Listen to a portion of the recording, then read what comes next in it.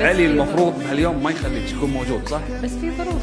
انا لو اختي خريجه وعندي لايف راح اهد اللايف واروح حق اختي، مو المفروض كذي؟ اذا حبيت انسان راح تحبه وتتحمل كل ظروفه. انا علي ما احبه، اعشقه، اخوي الصغير بس ولدي. اخوك الصغير بس ولدك، وينك يا علي؟ وينك قلت يا انه ما علي؟ راح اكون موجود، فهذا اكبر غلط. مساكم الله بالخير جميعا، مبروكين تخرج، مبروكين حق كل خواتنا، مبروكين حق كل الاهل. بس كنت لازم اسجل موقف قدام الكل.